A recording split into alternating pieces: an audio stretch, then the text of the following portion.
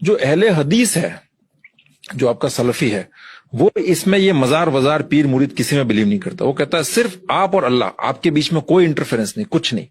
وہ جیسا لکھا گیا ہے کتاب کے اندر، کوئی انٹرپریٹ نہیں کرے گا کتاب کو. جیسا کتاب کے اندر لکھا گیا اس کو لٹرل فالو کرتے ہیں. اس کو مطلب کتاب اس پر لکھا ہے کہ اس آدمی کے اوپر تھوکنا ہے تو آپ کو تھوکنا ہے. پروفیٹ، وہ ان کے جو سلافی ایک ورڈ یوز کرتے ہیں، تو سلاف السلاف، جو پروفیٹ محمد کے ساتھ کے جو لوگ تھے نا، صحابہ لوگ جو تھے، وہ لوگ جس طرح کا زندگی بسر کرتے تھے، جو کام وہ کرتے تھے، وہ لوگ سلفی، وہابی اور اہل حدیث. سنیوں میں ایک سموہ ایسا بھی ہے جو کسی ایک خاص امام کے انوسرن کی بات نہیں مانتا. ان کا کہنا ہے کہ شریعت کو سمجھنے اور اس کا صحیح ڈھنگ سے پالن کرنے کے لیے سیدھے قرآن اور حدیث یعنی پیغمبر محمد کے کہے ہوئے شبد کا ادھین کرنا چاہیے. اسی سمدائے کو سلفی اور اہل حدیث اور وہابی آدی کے نام سے جانا جاتا ہے. یہ سمپردائے 4 اماموں کے گیان، ان کے شودھ ادھین اور ان کے ساہتیہ کی قدر کرتا ہے. لیکن اس کا کہنا ہے کہ ان اماموں میں سے کسی ایک کا انوسرن انیواریہ نہیں ہے. ان کی جو باتیں قرآن اور حدیث کے انوسار ہیں اس پر عمل تو صحیح ہے، لیکن کسی بھی وواداسپد چیز میں انتم فیصلہ قرآن اور حدیث کا ماننا چاہیے. بلکہ بعض میں آپ سے کہوں کہ اہل حدیث کے عالم ہمارے پاس آئے، تقریر کر کے گئے، اس میں شیعہ نے بھی تقریر کی، باقی مسالک نے بھی کی، لیکن مدح اہل بیت میں جو گہری باتیں اور جو بڑی باتیں اہل حدیث کے عالم نے کی وہ کسی اور نے نہیں کی، اور میں خود حیران. مولانا صاحب، اہل حدیث کی تعداد ہمارے شہر میں بڑھ رہی ہے، اس کی کیا وجہ ہے؟ اس کی پہلی وجہ یہ ہے کہ ہم بے دلیل بات کرتے ہیں، وہ دلیل کے ساتھ بات کرتے ہیں. پہلی وجہ. ہمارے ہاں مدارس میں ہم کو فقہ پڑھائی جاتی ہے اور حدیث سے دلیل نہیں دی جاتی ہے. یہ بنیادی وجہ ہے. سر، اہل حدیث جس طرح نبی الاسلام کو مانتے ہیں نا، اس طرح اور کوئی نہیں مانتا.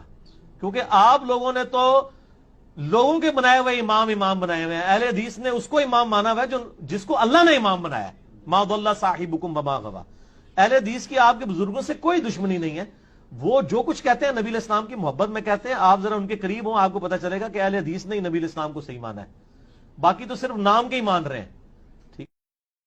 اس دور میں کتاب و سنت کا اور قرآن و حدیث کا سچا محافظ اگر کوئی ہے تو اے اہل حدیثوں وہ تم ہو.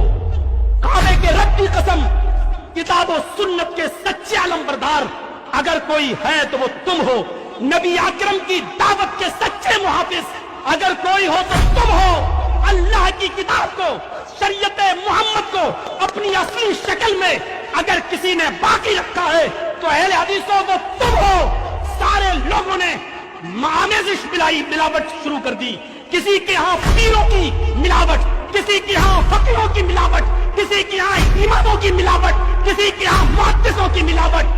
اگر فقیروں، اماموں، محدثوں، پیروں اور ولیوں کی ملاوٹ سے رب کا دیا ہوا سچا اسلام، شریعت محمدی کا سچا پاسدار اور خالص اسلام اگر کسی کے پاس ہے تو اے اہل حدیثوں تمہارے پاس ہے. تم اس کی حفاظت کرو، تم اس کی رہبری کرو. انشاءاللہ قیامت کی صبح تک کوئی تمہارا کچھ نہیں بگاڑ سکتا. لا تزال طائفۃ من امتی علی الحق منصورین. ایک گروہ ہمیشہ حق پر رہے گا.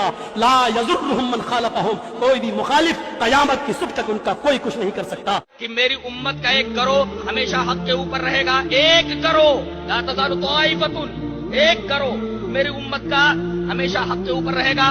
اسے رسوا کرنے والے قطعاً اس کو تکلیف نہیں پہنچا سکتے یہاں تک کہ قیامت آ جائے.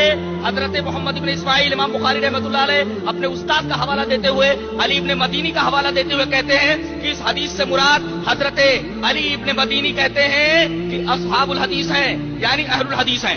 امام بخاری رحمۃ اللہ علیہ نے یہ بتایا کہ وہ گروہ جو قیامت تک میری امت کے اندر رہے گا، میرے زمانے سے لے کر کے تا قیام قیامت، جبکہ سورج مشرق سے نہ نکل کر کے مغرب کی طرف سے نکلے، اس وقت تک ایک گروہ رہے گا، ہمیشہ حق کے اوپر قائم رہے گا اور اسے رسوا کرنے والے کوئی تکلیف نہیں پہنچا سکتے، کوئی ضرر نہیں پہنچا سکتے. علی ابن مدینی کا حوالہ دیتے ہوئے امام بخاری رحمۃ اللہ علیہ نے فرمایا کہ ہم اصحاب الحدیث، وہ اصحاب الحدیث ہیں. اصحاب الحدیث اور اہل الحدیث دونوں کا مطلب